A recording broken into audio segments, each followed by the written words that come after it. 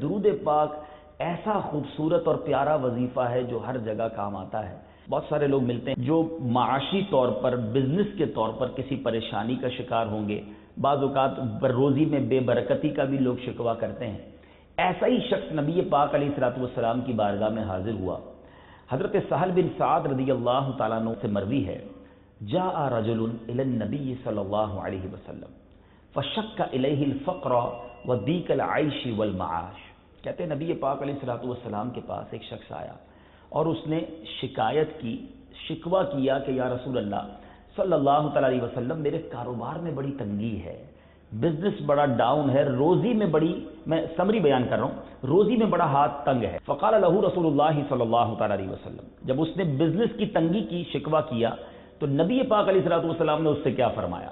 جب بھی اپنے گھر میں داخل ہو، فسلم ان کان فیہ احد او لم یکن فیہ احد، گھر میں جب بھی داخل ہونا سلام کرنا، چاہے گھر میں کوئی ہو یا نہ ہو۔ اچھا، پھر آگے فرمایا ثم سلم علیہ، پھر اس کے بعد مجھ پر سلام بھیجنا۔ پھر فرمایا وَاقْرَأْ قُلْ هُوَ اللَّهُ أَحَدٌ مَرَّةً وَاحِدَةً، اس کے بعد سورہ اخلاص اپنے گھر میں داخل ہو کر ایک بار پڑھ لینا۔ اب ذرا غور کیجئے، شکایت لے کر آیا ہے بزنس کی، کاروبار کی، روزی کی تنگی کی، اور نبی پاک اسے 3 کام بتا رہے ہیں۔ آقا نے کیا فرمایا؟ گھر میں جب بھی داخل ہونا پہلے کیا کرنا؟ سلام کرنا، السلام علیکم ورحمۃ اللہ وبرکاتہ، یاد رکھیں۔ پھر کیا کرنا؟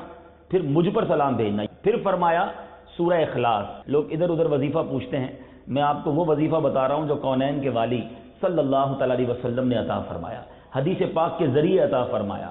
ففعل الرجل، اس شخص نے ایسا ہی کیا، فأدر اللہ علیہ الرزق حتی افاض علی جیرانہ وقرباتہ، بتایا کہ اس شخص نے یہ عمل شروع کر دیا، جب گھر میں جاتا یہ کام کرتا، اللہ نے اتنا رزق بڑھا دیا اس کا کہ اس نے، اللہ تعالیٰ نے اس کا رزق تو بڑھایا ہی بڑھایا، اس کے پڑوسیوں اور رشتہ داروں کے رزق میں بھی برکت ہونا شروع ہو گئی۔